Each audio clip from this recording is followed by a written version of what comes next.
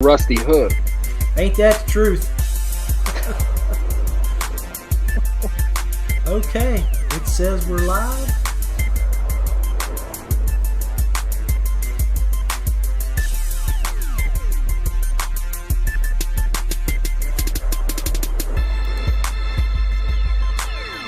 Okay. Just did Welcome, my check. kayak anglers, to our video podcast. This episode is sponsored by our friends at Payne Outdoors. No nonsense, straight talk, outdoor analyst, and custom plastics.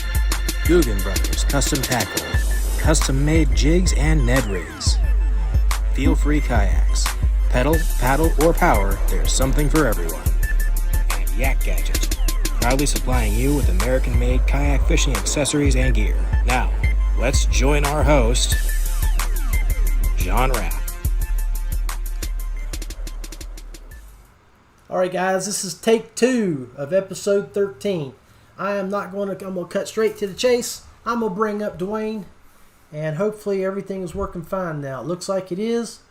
Hopefully we got audio. Dwayne, you are live, raw, and unfiltered. Uh-oh. I don't know about all that now. Hey, I know there's audio because I'm seeing your desktop audio kick off this time. Cool. So Let's see if we can get everybody to hear us now before we go to get into all that again. Yeah, man. Yeah. So yeah. Apparently, when I went live, I remember mentioning it to you guys that my Stream Deck was flickering and wasn't working. I had to do everything via mouse, but now it seems to be working. I apologize for the technical difficulties, but when you're working with decks, computers, cameras, mics, Oh, yeah. and then I got 4 different guys online. Sometimes that happens. Randy, Well, Nicholas, thank you guys for showing back up. Randy Newton's can on. they hear us now? You guys can give us a thumbs up or give us a like or something if you can hear us. Hello. Fellas. Check mic. Looks like Chris is muted. That's okay. Yeah. All right. So let's go. Let's kind of go back. I mean, we were talking about some back in the old days. If I can kind of remember what we were talking about, but it was, if I remember, it was around 2015. Chris told me a minute ago he was there. Matt was there. No, Matt was not there. No, Matt didn't show up to the following year. And the reason this conversation came up is you saw Matt post a picture with his arm around me 2 weeks Was it ago. Matt that you had your arm around? Yeah, it was John? Matt. Yeah.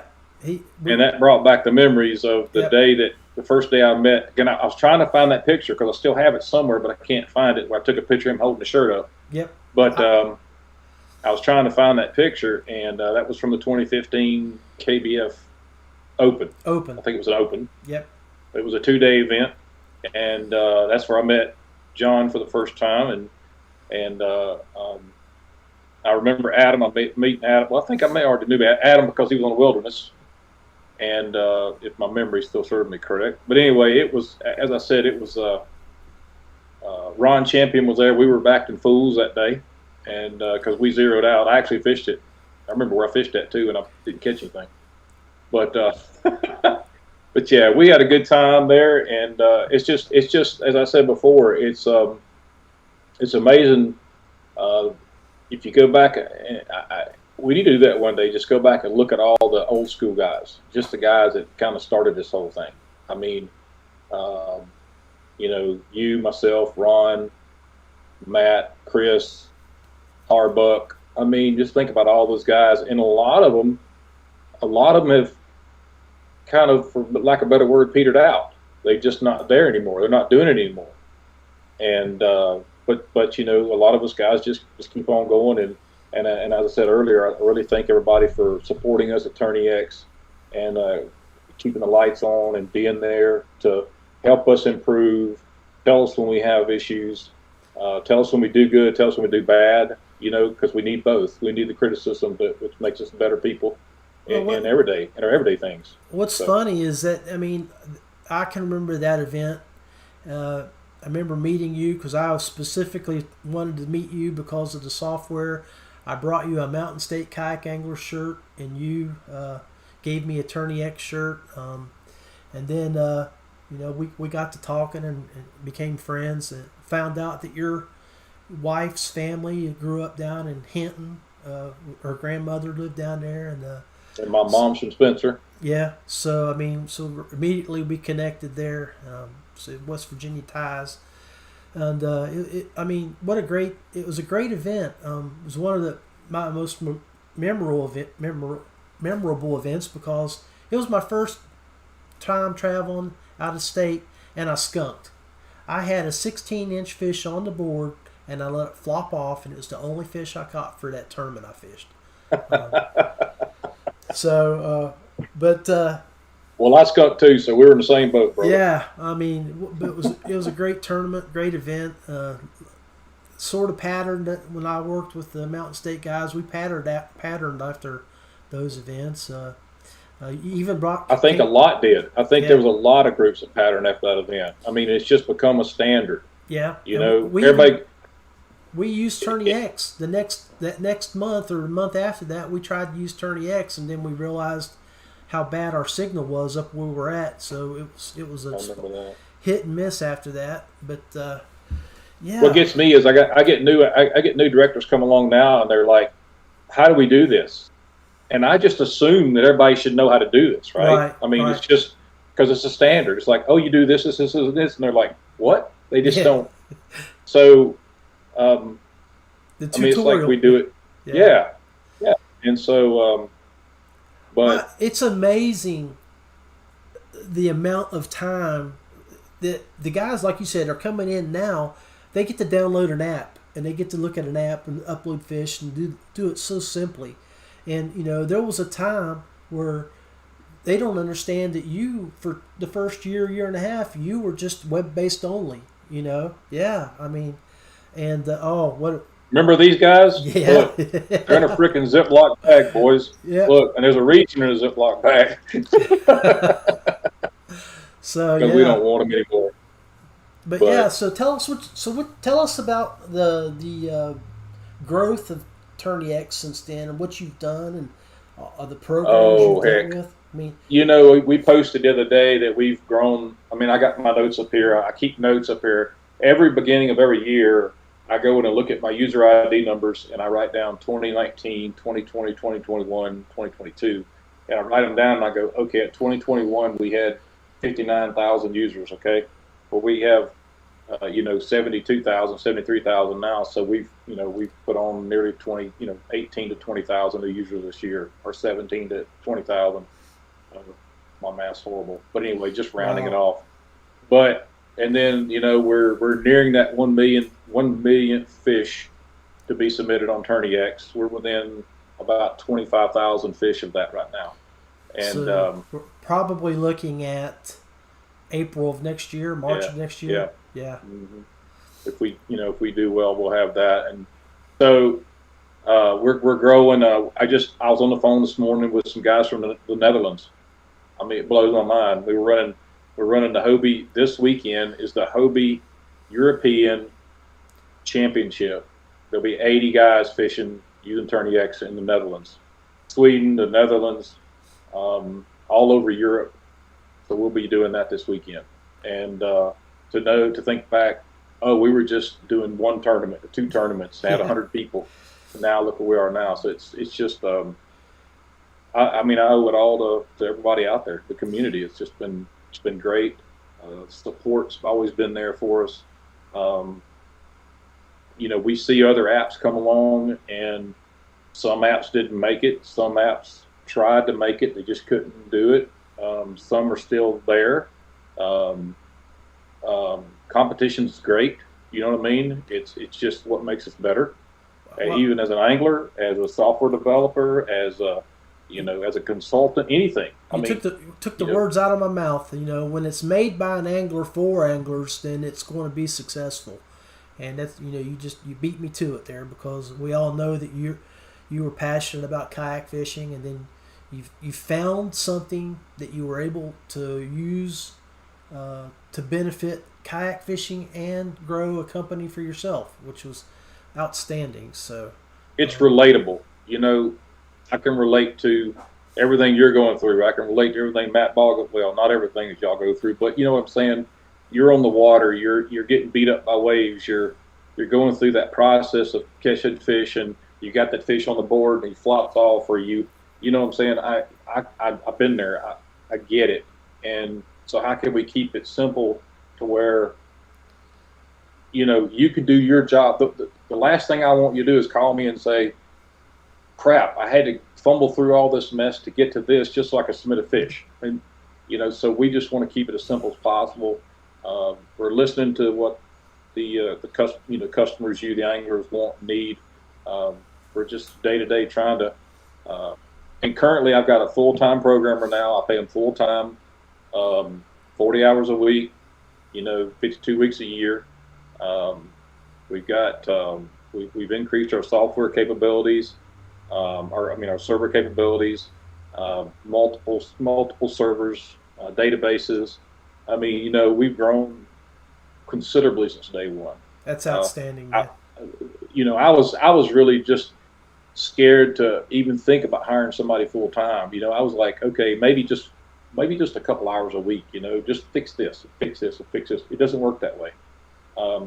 But you've got to be able to scale up. You've got to be able to afford it. And when we got to the point where we could afford it, I actually just dove in and I said, okay, I'm going to hire somebody full time, and I did. So now, honestly, I sleep better at night because I know that I can just push it out and say I need X, Y, and Z done, and they just do it, test it, put it on the board, and move on.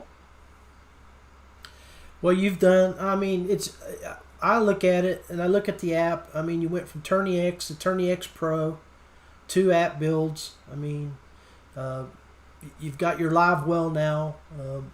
For the guys that are out fishing, they put the photos in, and as soon as they hit signal, whoop, up they go. I mean, it's an amazing tool, and kayak anglers love tools. So I applaud you, and I look forward to more from you. I always wondered what happened to buckx.com. Coming. Is it still coming? I remember we talked about that 4 years ago. Man, it's closer than it's coming. It's coming. There's a couple different variations I'm looking at now. One is turkey hunt and one is deer hunt. So. Well, I'm sorry I spilled the beans, but we talked about that so long ago. I didn't know if you were still playing with that idea. It's still up here, but as I always keep saying, I never got out of the fishing mode. I got you. Well, that's funny because ever since I got into kayak fishing, I haven't touched my bow or been out in the woods like our friend Matt Ball's getting ready to do. So, well, I'll be hunting hopefully in about 2 weeks. I'm getting ready. Well, anxious. Brother, hang by. Let's put you in the background here for a few minutes. Let's bring on Matt Ball, and then stick around for our fireside chat, which I think's right up your alley. So, good deal. All right, guys, we'll take a quick segment break, and then we're going to bring on Matt Ball. This episode is sponsored by our friends at Payne Outdoors. No nonsense, straight talk, outdoor analyst, and custom plastics. Guggen Brothers Custom Tackle, custom-made jigs and Ned rigs. Feel-free kayaks. Pedal, paddle, or power, there's something for everyone. And Yak Gadget, proudly supplying you with American-made kayak fishing accessories and gear. Now, let's join our host, John Rapp. All right, guys, I'm back. We are starting the second part of our 4-part segments here, and I have with me a comrade of arms of old days. Now, hopefully, we may get a few minutes to talk about his very first trip with me down the New River from there to Thurman. And, but we won't go into that too bad because I don't want him to tell you about what happened that day. I don't mind at all. But let's bring on Matt Ball, everybody. Hey, everybody. Hey, everybody. Matt Ball, live, unfiltered, raw, and ugly on the Rusty Hook podcast. Hey, buddy. How That's are you? me.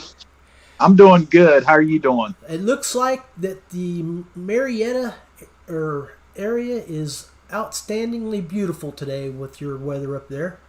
It is. It's been an awesome day. Not So- too hot. Weather's perfect. So we go back, like with Dwayne, go back to end of 13, beginning of 14, when you and all your friends from up in the Ohio, northern West Virginia area decided you were going to do some kayak fishing, and you sent out a email / message and post that I answered, and Yep. we did some kayak fishing. It all changed from there for me. So, But no, I'll never forget that. My buddy Coy and I, of course, I've been kayak fishing for a long time, but never really cared to get into the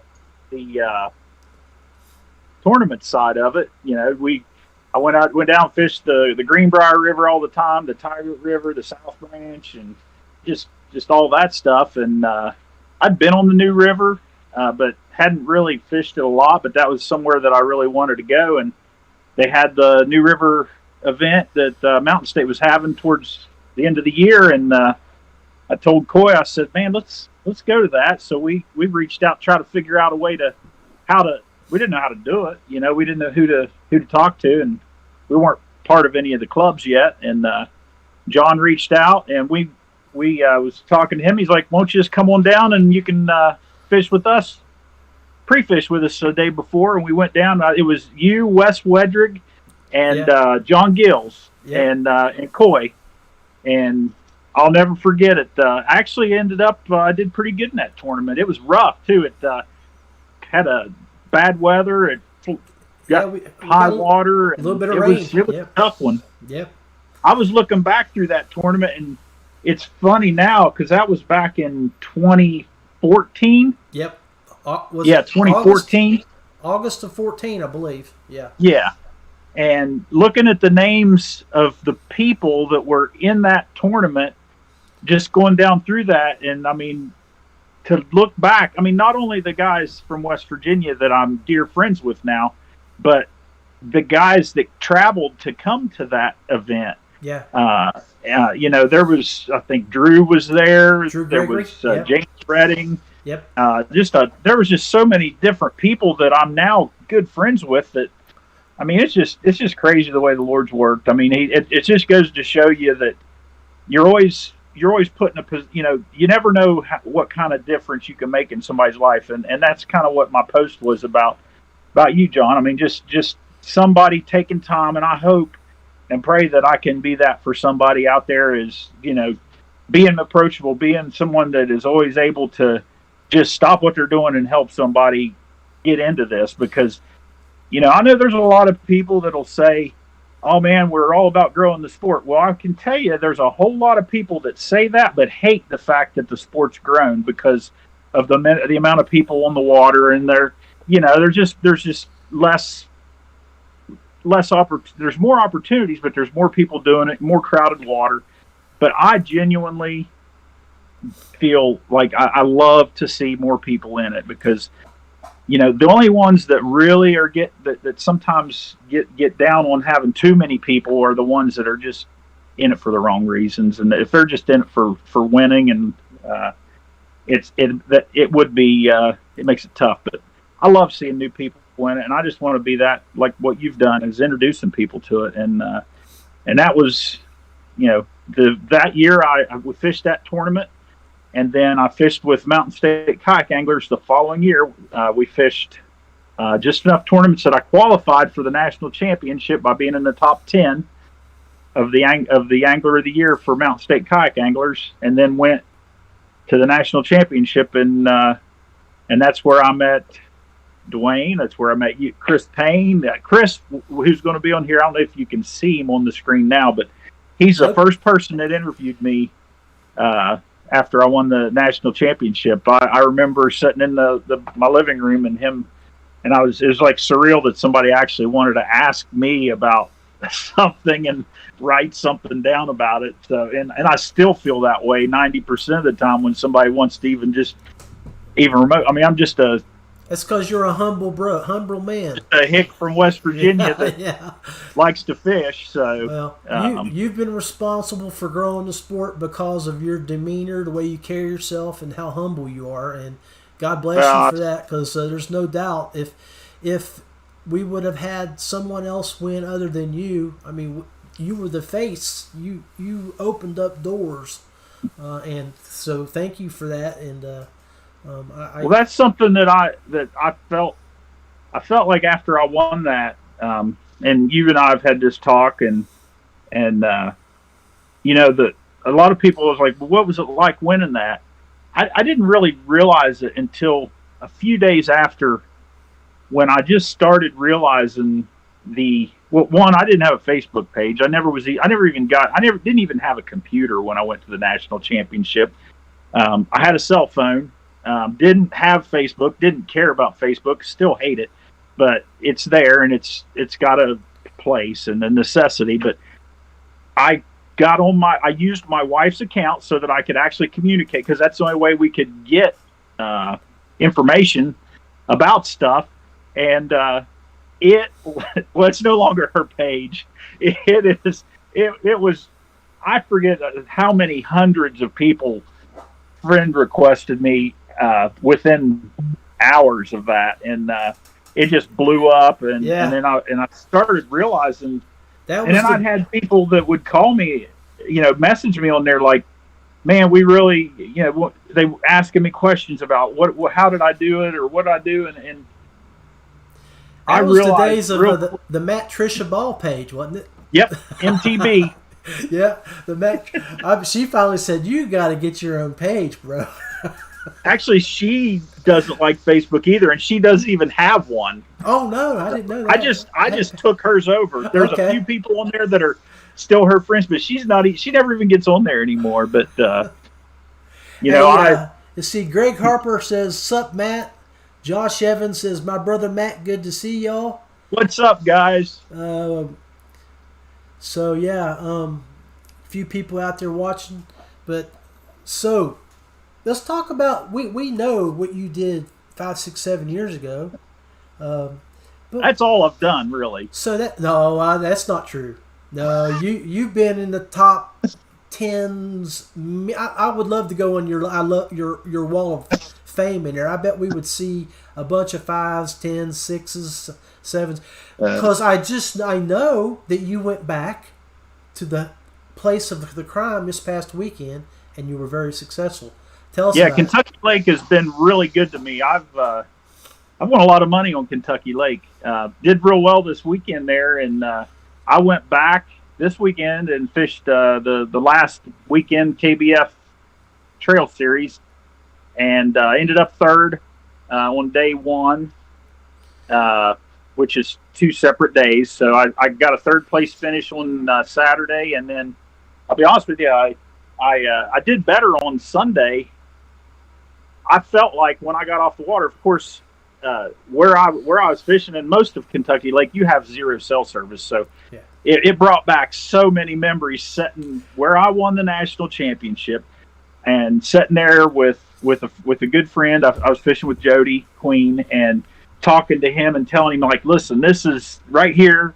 We were pedaling and motoring through there. I'm like, right here is where it happened. This is where my life changed right here. And actually that morning, and I'll tell everybody this, we pedaled out there, and I told him, I said, man, let's start right here.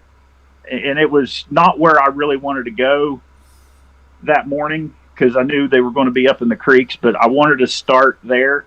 And about 15 minutes before, I just sat there, man, just a feeling of just remembering back what happened right there. And I said a prayer for us for the morning, and man, just the sense of peace coming over me right there, sitting on that water. And it's just a special place for me. Every time I go there, I don't care if it's the best time of the year to fish in that area, I'm going to go to that spot and be there, because it's just awesome. I mean, it's just a special place. But there's been a lot of special places for me, and in over the last few years in different places. So, I mean, the Lord has really blessed me with consistency in this sport. And I know that. I mean, I've been consistently, but I've also been blessed with a job that's enabled me to be able to do this. I'm not going to lie to anybody. If you don't have I've had the means to travel and the means to,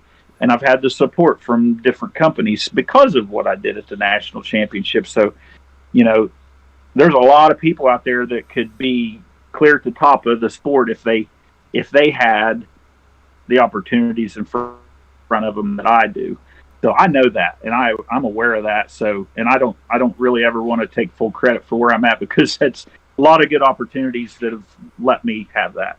Well, I know if Jody was beside you, he had a good weekend too. He had 2 top 10 Yes, he did. finishes. We traded places day 1 and day 2. Yeah. So Yeah, we were in the same area. We didn't fish real close to each other day 2. We kind of both fished our own ways, but I love that man like a brother. We have a good time together. And my question is, did you when like you did 6 years ago or 7 years ago, did you rush off the water and go to the McDonald's?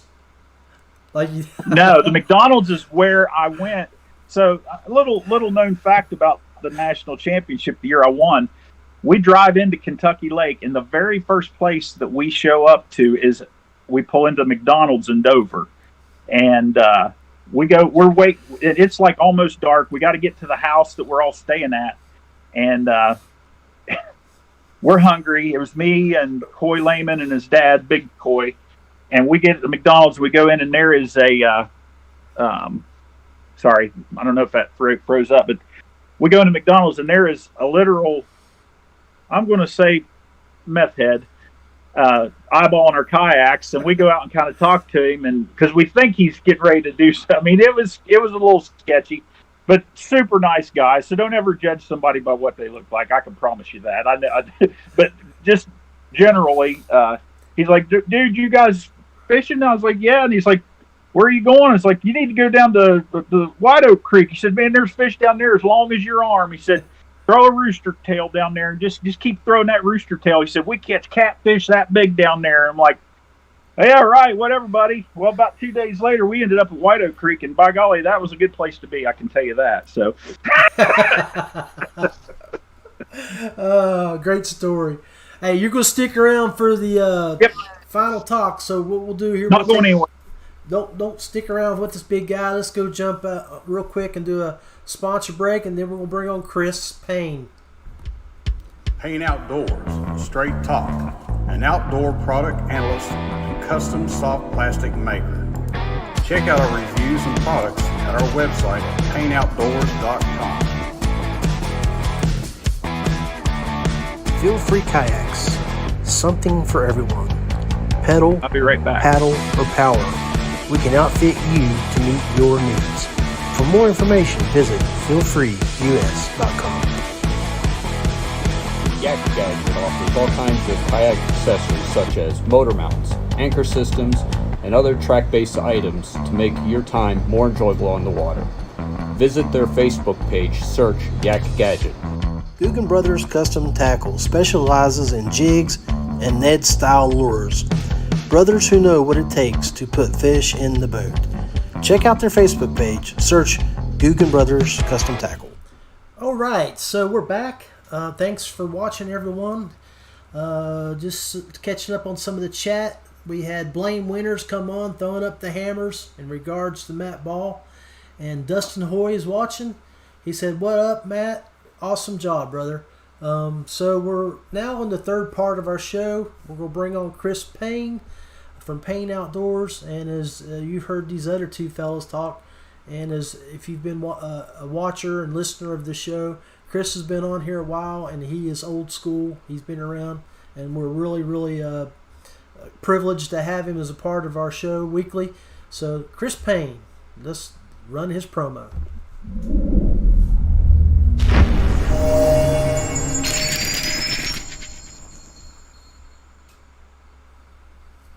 What's up, buddy? You live, raw, and unfiltered. What's going on? So I came up with the name, man. I came up with the name. Yeah. The Rusty Hook Podcast. So has I'm nothing. down with that. Has nothing to do with the fact that when I was sitting out in the kayak and I was putting on a big fat juicy lizard that I just got from Payne Outdoors, that I had to change my hook because it was rusty, and it was just like, hey, why not? Sometimes you just know. Yeah, that's awesome. Yeah, so we were talking about, kind of the old days. So I've been kayak fishing since 2003, and there's a handful of guys here in Texas that have been fishing out of a kayak longer than that. So there's some of it.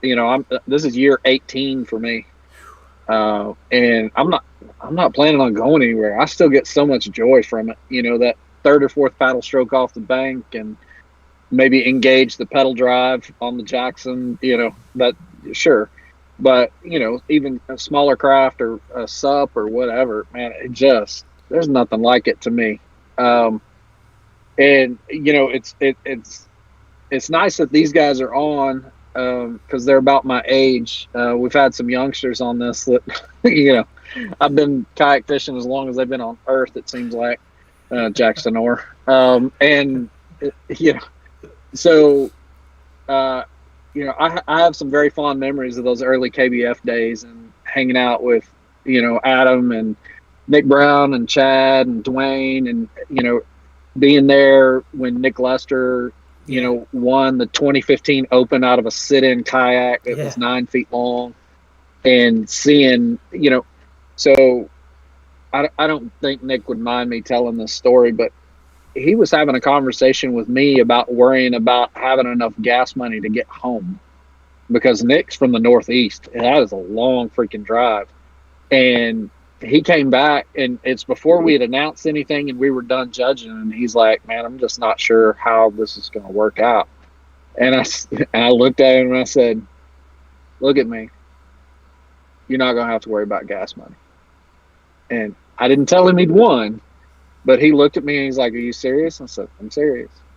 You're not going to have to worry about it. And, just being there for that moment, and then being able to talk to Matt when he came back in the back there in the judging room, and, just some great memories. So it's fun to be on with these guys. I know we have kind of a time limit, but I wanted to make sure I got that in, because when I think about kayak fishing, and especially kayak fishing tournaments, you three guys that are on the show are some of the first people that pop into my mind, making memories out there in Paris and, all over the country. But it's been a good ride. Tonight, hey, Jake Hudgens just commented and said his first tournament win came out of a sit-in kayak with tackle between his legs and a wall rod holder mounted to the top of it. So, I mean, there you go. And that's like, you said you've been fishing out of kayaks since 2003, and most of those probably were not kayak fishing in thought or design. No. You had to do a lot of DIY. So, I mean, I will try to do a very quick story, but my first kayak was a Pelican Ramex Endeavor from Academy. It was a 9-foot sit-in kayak. They only sold one. It didn't have it had like a, I don't know, it was like a seat cushion type thing, for a seat. You sat way down in the water, but it was light. I could put it on my shoulder and, throw it on top of, I had a little Saturn sedan, for later in life that I bought. The first vehicle I had was a Tahoe, and I strapped it on there with a bunch of yellow nylon rope because I didn't know what the crap I was doing. But it was the only one that the Academy that they had just built sold. And it was right after I got married. I've told the story 100 times, but I fished out of that 9-foot sit-in for 6.5 years. And I'm not a small guy. Like I'm 6'2", and so you can imagine cramming all of that into a 9-foot kayak, and you still got 3 feet behind you. So it's it's tight. But I never put a fish finder on it. I never put lights on it. I never did any of that to it. I just, studied maps that I would buy in the tackle store or at Walmart and fold them out and figure out where I was going to go and kind of guess where these points were going to go. And I did a lot of dragging of crankbaits and Carolina rigs to figure out where the structure was. Old school. What Jake we did. Said, Jake said his was a Pelican too, and he's watching us from out in Oregon. So, thank you for tuning in, Jake. Awesome, man.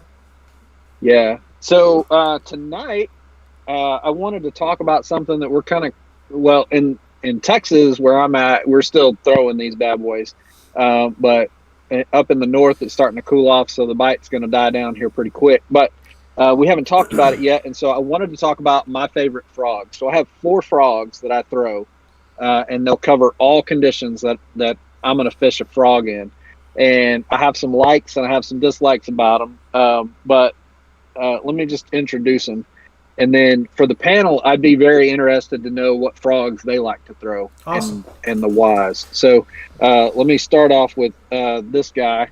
So this is a RIbbittt top toad. It's got a weighted belly weight right there. It still floats, but yeah, man, it's got that kick, and that aggravates so many bass. You can fish it fast, you can fish it slow. It comes through weeds like a champ. I've caught so many fish on a top toad. Absolutely love it. It crushes down really easy for the bass, and so those hooks get them. And those hooks out of the package that they come with are sharp. They will stick. So, and it's fairly inexpensive. You get the hook and everything with a body rigged, and then depending on where you buy them, 1 or 2 more bodies that are replaceable. This is just a screw lock on the top of this that screws into.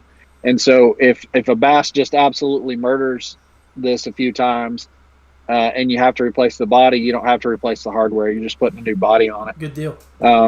So it's really cool. It comes in lots of different colors. Then I think everybody needs a poppin' frog. And this is a poppin' frog that's got a unique body shape. It's got the mouth on it, and it uses a silica skirt instead of a rubber skirt. So this is the Jackal Gavacho frog. And what this is made for is most of the weight in this frog is down here. And so what that allows you to do is to skip it. And so you can skip it way deep under docks and under cover because it's back heavy, and so it doesn't do the flutter thing that an even weighted frog will do. And it's made for long casts. So you pair this with braid and say a Shimano DC or a high-end Daiwa, like an Elite Series or a Luz, Tourney Pro, something like that. You can chunk this mother because it just goes. It's like 5/8 of an ounce out of the package. And it's got these very unique indentions to where the hook lays in there. And so you can run your finger across that and never hit that hook, but that body collapses super fast. And so that means I can fish it through that it really kind of gunky algae, that kind of stuff that bass will still sit under, and it'll still come through. And since it's a poppin' frog, I can fish it just like I would a pop-R, but I don't have the treble hooks hanging down. So if the fish seem to be relating on the outside weed edge to a pop-R, they want a popping bait. They don't want a walking bait. I'll tie this thing on. I'll throw it back as far back up. I'll throw it on the bank, and I'll pop it back through the slop, and they will murder that thing. And so that's the Jackal Gavacho frog. Then sometimes the fish are finicky, and they're hitting behind the bait. And so Jackal makes another one. This is the Kamara. So this is a little guy. So let me show you these side by side, and you can see the size difference in them. So that's a smaller body. It's not as wide. It's not as tall. So a finesse frog, if you will. But this little guy, I will actually throw on spinning gear if I'm fishing in open water. So sometimes a spook, it doesn't quite get it done. It's making too much of a wake, and I need something smaller. So like if I'm fishing a mouse pattern or a rat pattern, something in the springtime when all the rodents are going, and then we get a flood to where all these terrestrials are in the water, I'll go to this little guy right here because this fish is a lot better in the spring because everything's smaller. They haven't grown to breeding size yet.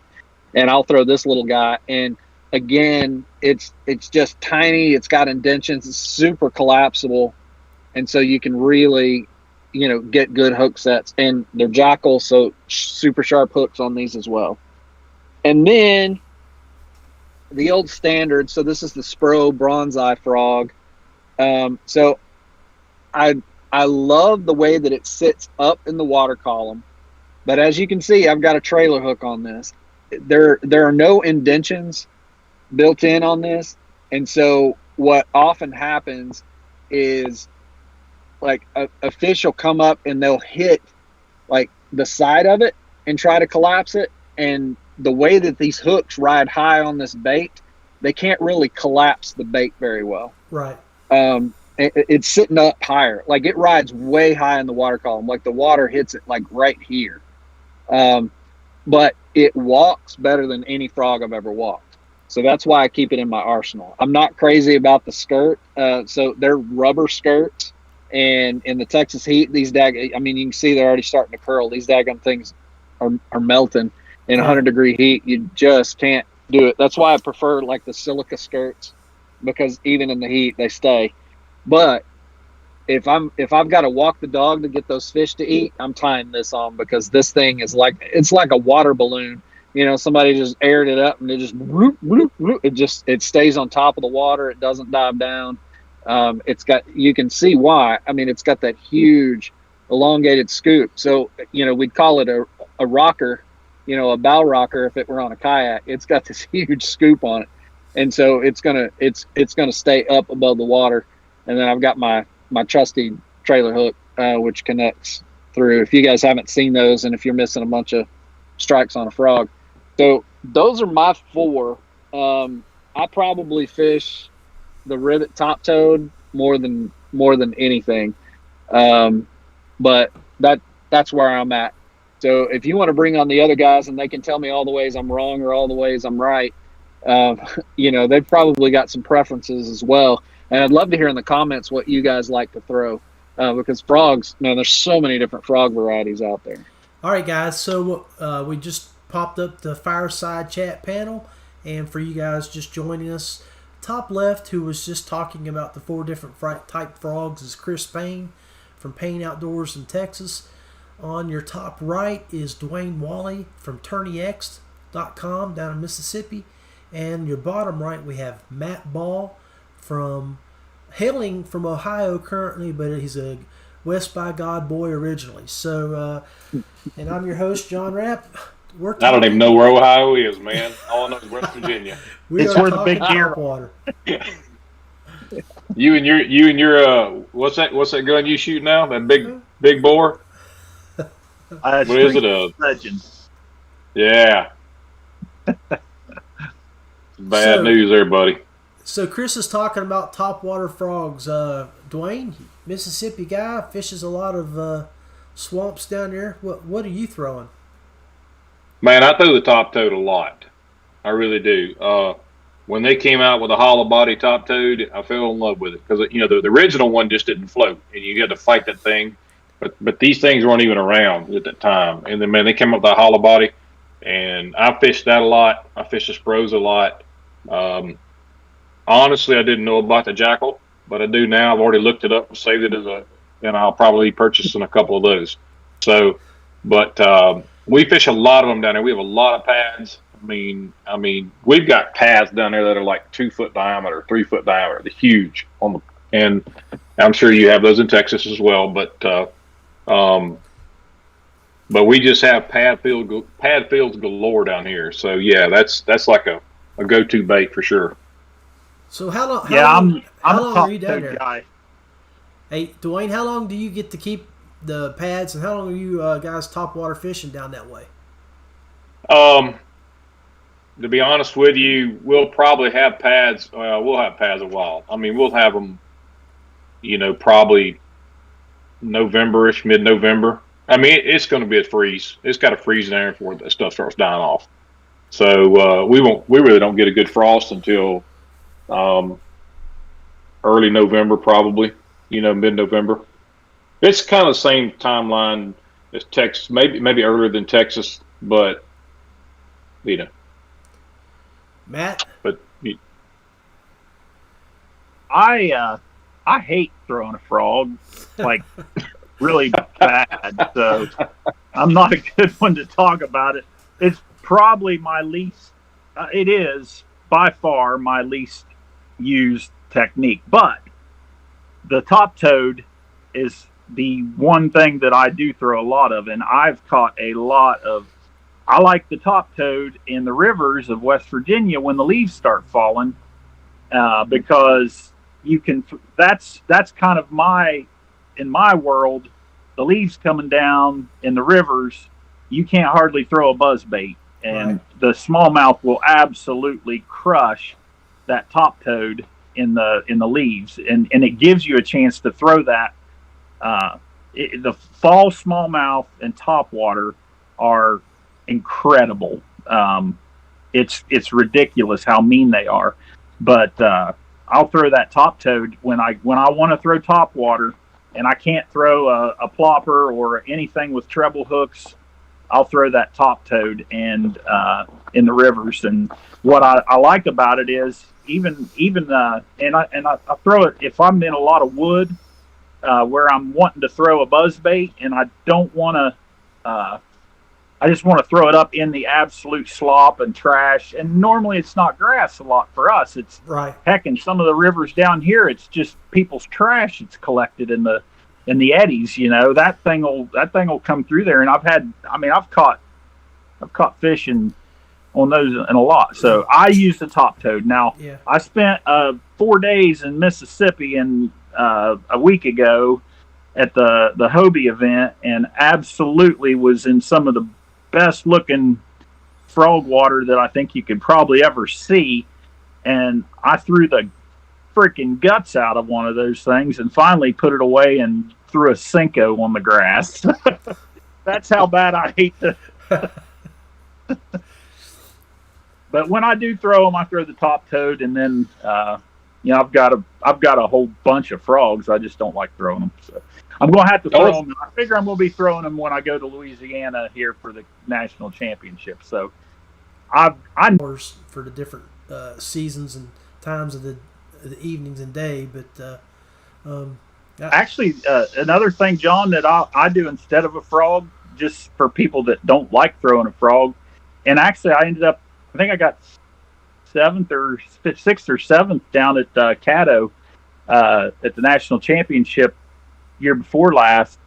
It was chock full of weeds and grass, and I'll throw a Kayak swim bait weightless and use it like a buzz toad on top of the water and kill it when you get to holes. And then it works good. A big 4-inch Kayak will make some chatter if you throw it weightless. And the new thing that I've been throwing a lot of that kind of resembles that top toad is the Z-Man has got the new toads. Is that what it's called? Yeah, with the big kickers on the back, and you can fish that thing like a topwater toad. You can fish it like a creature bait, and you can do a lot with it. But the top toad's the standard, in my opinion. Yeah, so I use a frog also as a search bait. So I'll keep the top toad tied on, and some days they just don't want to hit it, but they'll come look at it. And so if I can get them to show me where they're at, I'll follow them up with a 5-inch fluke or a Cinco or something like that, rigged weightless, and I'll drop it right where they kind of rippled, and just let it fall. And 9 times out of 10, they're gonna murder it. And so for people who are thinking, well, I don't really have pads or anything like that, you can throw a frog anywhere. I've seen guys catch 8-pound bass out in the middle of open water because they didn't know any better, and somebody told them, "Oh, frog fishing's hot at Ladybird," and so they tie on a frog and they're out in the middle of the channel just tossing a frog. But use it as a search bait. It's kind of like a buzz bait, but it fishes cleaner because you don't have to be on the reel quite as much, and you can stop it and kill it. But you don't have to worry about trebles. And so throw it up on the bank and bring it off the bank, and the fish will tell you where they're at, because they may not crush it, but they will come up bass are curious. It's they're just like, is that something I want to eat? I don't know. I'm kind of lazy. Maybe I have to wait a little bit. And then you drop a fluke on top of them after that, and they're like, oh, okay, that's easy. Yeah. And One of the things I do is instead of following up with a fluke or something different like that, is I just follow it with another frog. I'll have 2 frogs tied on. I'll have one color, one another color. Sometimes they'll hit that frog because of the color, and they just won't eat it because of the color. And so as soon as they hit, I mean, if I'm just pleasure fishing, whatever, having fun, whatever, I'll drop that rod. Just drop it in the bottom of the boat. Grab the next one, cast right on top of it. And 99% of the time, he's going to eat that other frog. I mean, he's there, but you got to get him within that first 15, 20, that 30 seconds, that window. Because if you don't get him right then, he's probably not going to mess with it. But most of the time, he'll follow up and hit that other color. one other thing I wanted to bring up. So when you're buying frogs, they usually lay in the package like this, right? The top of the frog. Don't buy a frog for the top. Always buy your frogs for what the belly color is. That's the only thing those fish are going to see. I got a green, I got a white, I got a yellow, and I've got black. I don't really fish anything else, but always buy your frogs based on the belly color, not on the top color, because those frogs are never going to see that black, or those fish are never going to see that black for the most part. What they're hitting is that. It takes a super glue with you. You can always super glue that hole up when it pulls loose. Just dab you some super glue in it, let it heal over, screw it back in that screw lock, get back to fishing with it. Matt, we got to get you on this. I also enjoy the way my hands smell after using the top toads. My gosh. I promise I won't edit that, just to leave that one little comment right there somewhere. Awesome. A couple of things I want to go back over you guys. Jotting down notes for you guys tomorrow. And it's just something I started doing. And, Matt, you go back to being a hick from West Virginia and being very humble. And, when you talked about why do people want to call me and talk to me? You know what I'm saying? It's like, why me? Why me? I get the same thing. I feel the same way, They want to, oh, you're Mr. TourneyX, or you own TourneyX. I can't believe you're calling me. Because that's the one thing I'll do is I pick my phone up. When somebody messages me or I get a message from somebody, I say, give me their number. I'm going to call them. And I call them, and they're like, oh, my gosh, I'm talking to this guy, TourneyX. I'm like, yeah, so, okay, and I like walking them through the problems if they're having problems, or maybe they just don't know how to do this or find this or whatever. But I find myself thinking, I'm just a redneck from Mississippi. You know what I'm saying? I put my pants on just like everybody else does. I fish just like everybody else does. And I think that's what makes us who we are. I mean, we're just genuine folk that want to help other people. Whatever we do, it doesn't matter, So I go back to looking at those things. And also, Chris, you were talking about in the very beginning, you didn't know what you were doing. You talked about the kayak you had, and you said, yeah, I had this kayak and I carried it on my shoulder and I throw it on top of the boat, on top of your Yukon or whatever. You had no clue what you were doing. But here's the thing. If you hadn't have done it, you did it. And now look where you are now, and you got all those memories to go back to. And you're like, if these people would just go out there and try it, there's no telling what they're going to accomplish, So it's good stuff. Definitely, amen.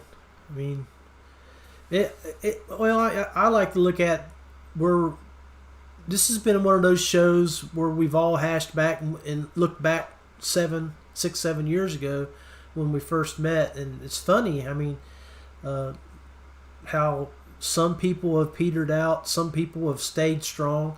I mean, and everybody here has pretty much stayed strong. We've all stayed in the field, but maybe we've changed our outlook or the way we move. Matt is stayed as strong as a tournament fisherman. TourneyX went from just being an online platform to an app.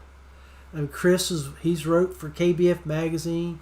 Now he's running his Payne Outdoors. I mean, we're still getting involved in the sport one way or another, and growing it, and I think it's outstanding. I remember sitting many nights at Toledo Bend with Chris Payne, sitting in the restaurant. You remember that, buddy? Oh yeah, ginger ale Talking on about- ice all day.